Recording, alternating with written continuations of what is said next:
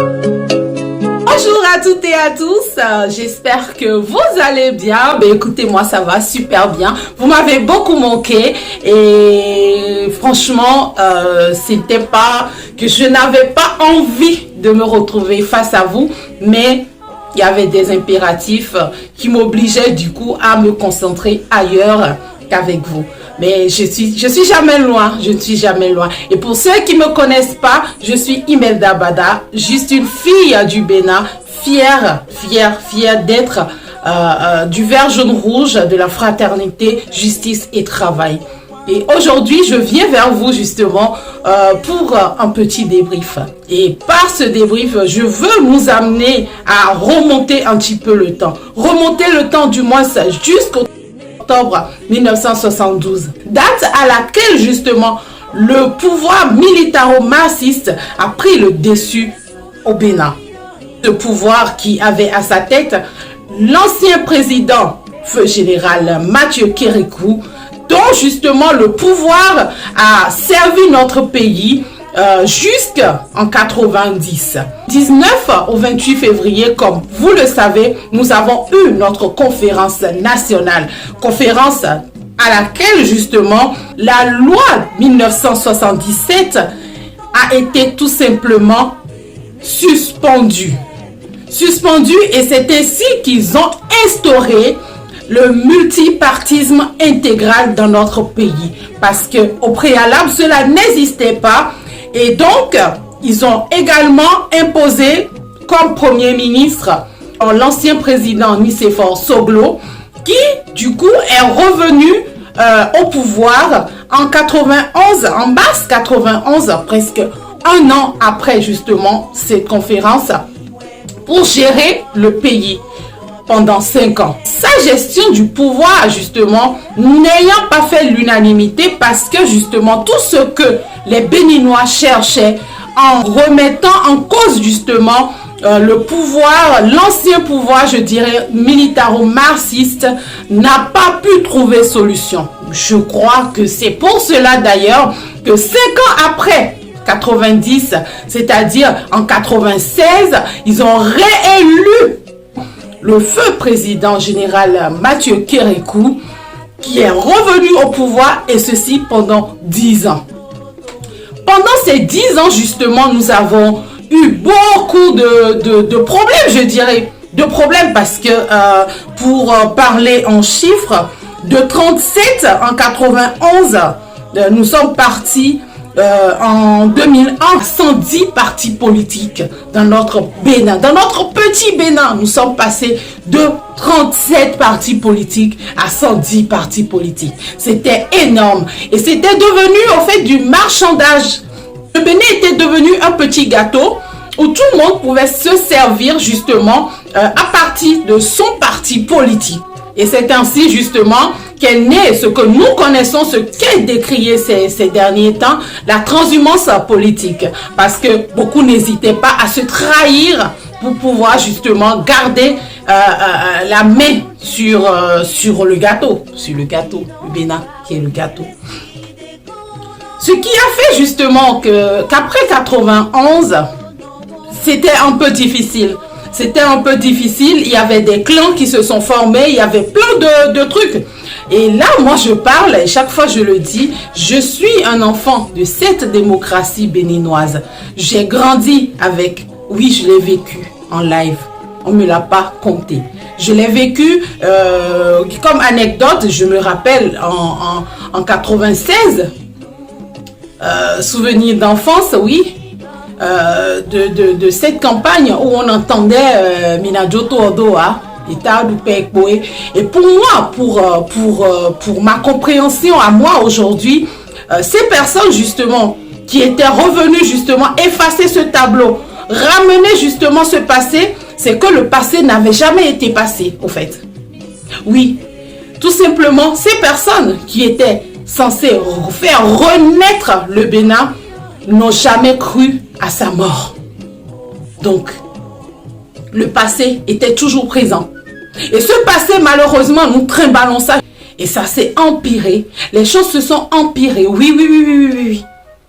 Oui, parce que pour moi, la principale personne, le principal concerné pendant sa campagne de 96 a brandi Mina Joto Odoa et Tadoupekboe Mina Isegbana. Alors que ces pratiques qu'il a décriées à travers cette petite chanson justement étaient des pratiques d'alors. Les pratiques du parti militaro-marxiste qui justement n'existait plus du coup, qui n'existait plus.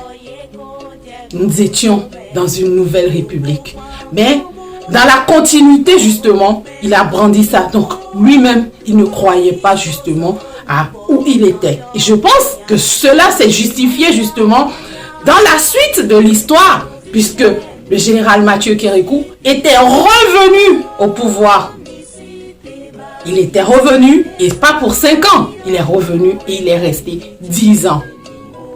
Il est resté 10 ans jusqu'en 2006. Et quand on va suivre justement la suite de l'histoire, quand l'ancien président Boni Yayi est venu au pouvoir, eh bien, il est venu avec le slogan du changement. Pour un mandat de 5 ans d'abord. Le changement, changer quoi? Changer quoi? Changer quoi? Oui, rien n'avait été changé. Rien n'avait été changé. Et lui, justement, il promet ce changement-là. Il promet que tout ira bien, tout ira mieux. En 5 ans, je pense qu'il s'est rendu compte que rien n'avait changé. Et il rebrandit maintenant à nouveau la refondation. Oui, qui a tout son sens, ouais, qui a tout son sens. La refondation.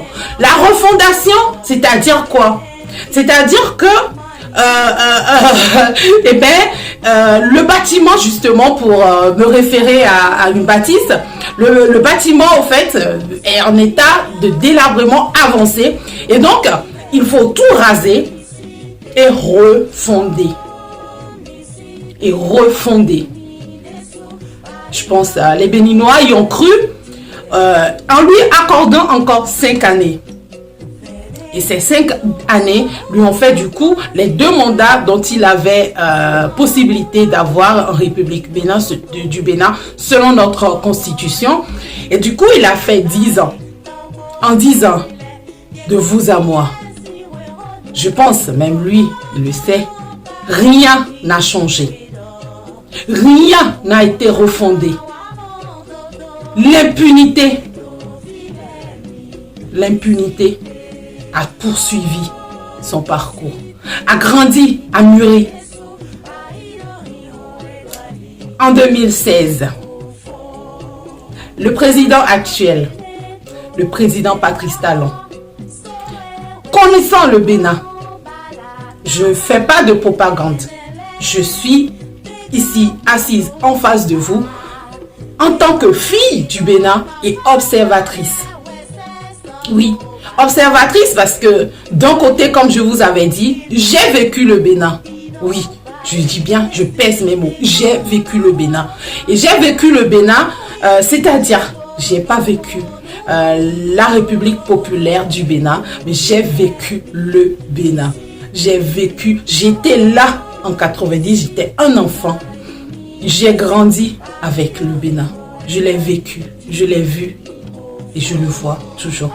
Et c'est ce qui m'octroie justement ce droit de pouvoir parler aujourd'hui et d'interpeller chacun d'entre vous justement à pouvoir justement réfléchir, pour voir un petit peu où nous pourrons aller réellement, si nous devons continuer ou pas. Donc je poursuis. En 2016, le président Patrice Talon, il vient au pouvoir en brandissant le nouveau départ. Oui, le nouveau départ parce que tout était bloqué.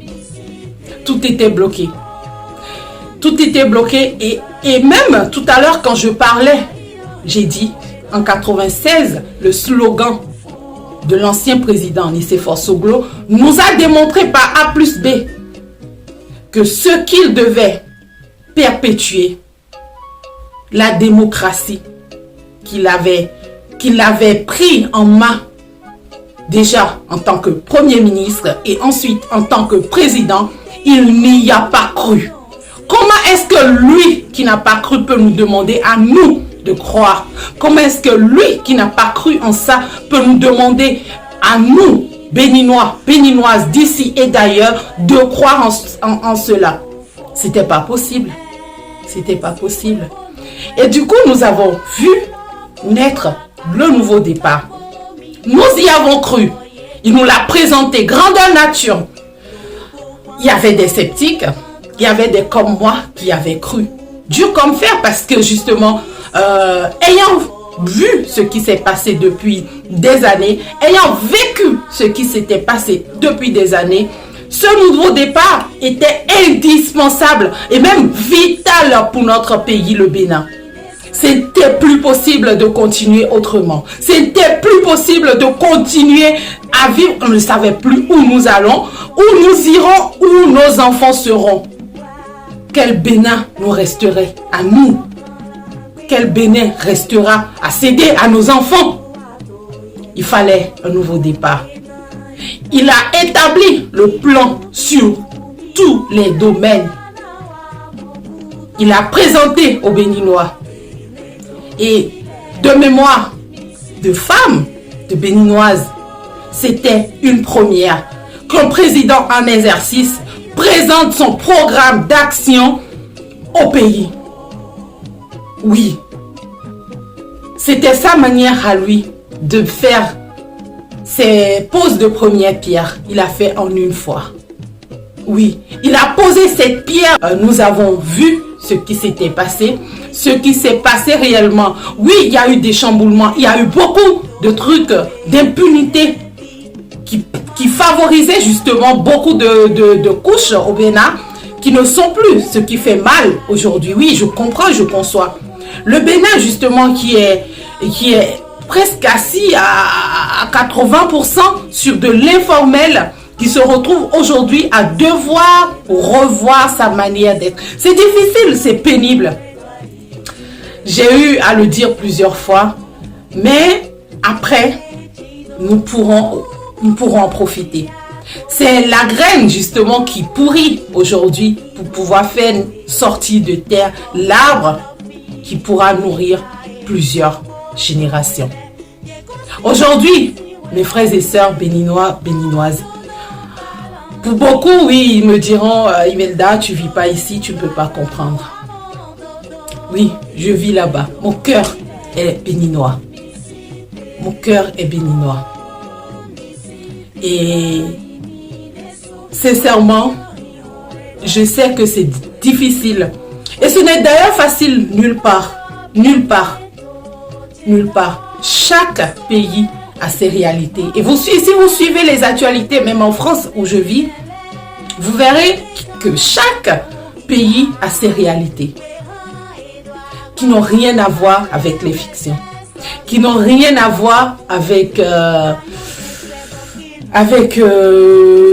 bling bling. Les réalités sont complètement autres. Aujourd'hui, c'est dur pour certains qui vivaient de ces facilités-là. Mais pensez que ces facilités aujourd'hui de supprimer sont les routes qui sont tracées au Bénin, sont les cantines scolaires pour les enfants, pour leur permettre d'avoir au moins un repas consistant dans la journée et pouvoir suivre l'école correctement. Sont les constructions d'infrastructures dignes de ce nom pour les marchés, pour permettre aux mamans de ne pas vendre avec de l'eau de pluie sur les tôles rouillées, sur les marchandises que nous allons acheter. Oui, c'est également, vous voyez, c'est la santé publique en même temps. Et plein d'autres domaines qui sont aujourd'hui mis en avant. Oui, et je n'oublierai pas, c'est l'électricité, parce que quand j'arrive au Bénin, j'ai plus de coupures d'électricité à chaque instant. Franchement, nous devons savoir, chers frères et sœurs, que c'est nous, Béninois, qui menons la danse. C'est nous. Si ça n'avait pas changé pendant tout ce temps, c'est parce que Oui, ça profitait à certaines personnes qui étaient en haut, qui n'ont pas envie de perdre leur avantage. Mais aujourd'hui, fort de son caractère, franchement, le président Patrice Talon a pu, oui, il a réussi là où plusieurs ont échoué. Et c'est dommage que ces personnes n'ont pas eu la grandeur d'esprit de féliciter le président Patrice Talon pour cette prouesse-là. Parce que oui, il a réussi là où ils ont échoué. J'essayais de rester dans les coups de 10 minutes, mais là, vraiment désolée d'être un peu longue. Là, je vais finir sur l'actualité au Bénin. Le professeur Joël Aïvo qui a été condamné, Madame Rikiat Madougou qui a été également condamnée. Il y a 7 ans, je discutais avec un ami qui est dans le milieu politique, qui est une autorité béninoise actuellement. Et je lui disais, mon cher, regarde l'ancienne classe politique. Aucun d'eux n'est sans casserole. Ils ont tous des casseroles. Oui, nous sommes des humains, nous ferons des fautes, hein. Nous ferons des bêtises. Hein. Et même moi, la dernière fois, j'avais fait un TikTok et on m'a dit, ouais, Imelda, ne fais pas des TikTok parce qu'après, on pourra t'en ressortir. Eh, j'en rigolerai, hein. Je rigole aujourd'hui. Je rigolerai demain si je fais un TikTok rigolo. Et je l'assumerai. Hein. Je l'assumerai. Oui. Mais je ne ferai pas quelque chose d'inhumain. Parce que ça, non, je ne pourrai pas l'assumer aujourd'hui, je ne pourrai pas l'assumer demain. Et je ne ferai pas quelque chose que je ne serai pas en mesure d'assumer. C'est une parenthèse. Du coup, quand on veut faire de la politique, je ne suis pas en train de donner des leçons, hein, mais quand on fait la politique, c'est pour contribuer au bien-être des siens.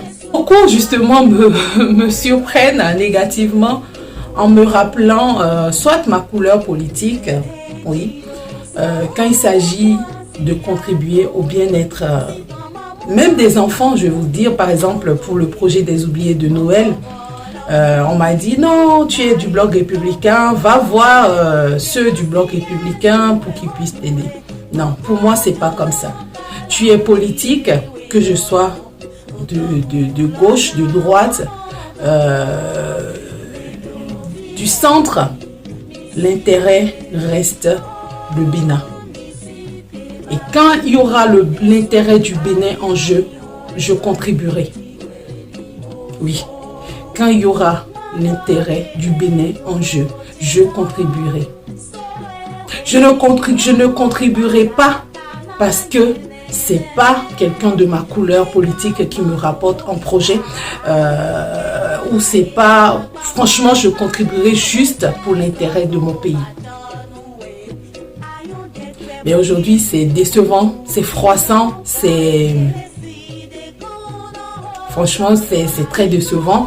Quand on se retrouve dans ces schémas-là où on vous dit, écoute Imelda, ton projet est intéressant. Dommage que tu ne sois pas de mon bord politique. Dommage, dommage. Sinon, franchement, j'aurais pu faire beaucoup de choses, hein.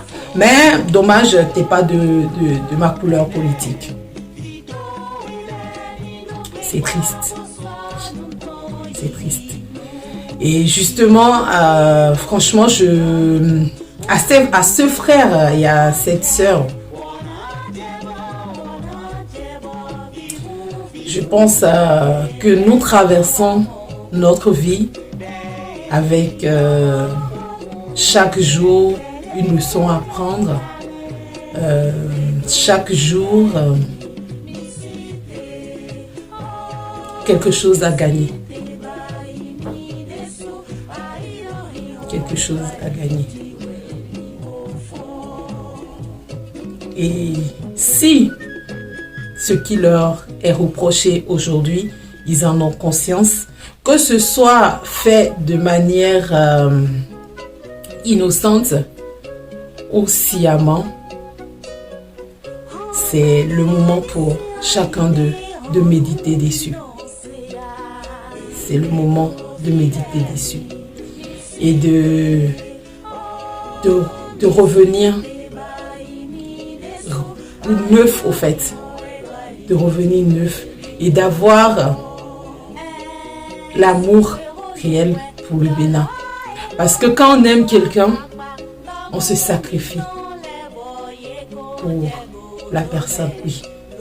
Et c'est pourquoi moi franchement, quand je parle d'amour, je vois mes enfants. Cet amour justement qu'une mère porte pour sa progéniture est l'essence même de l'amour réel. Oui.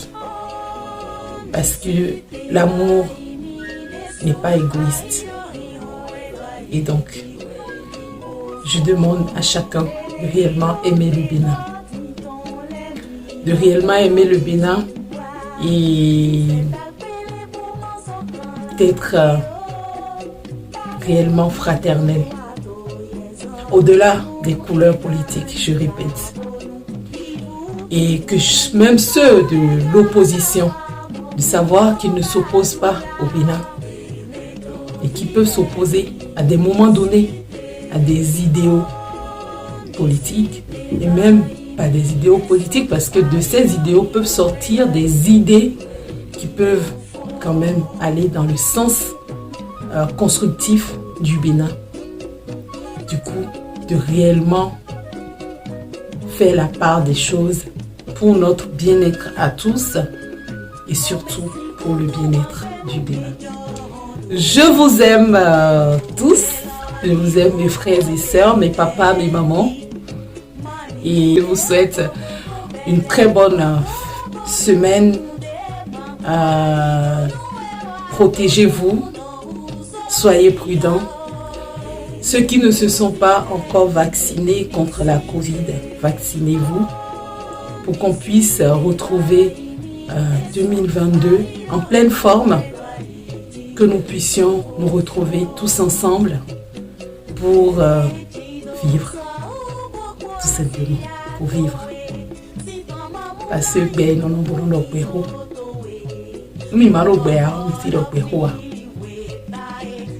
prenez soin de vous et à très bientôt.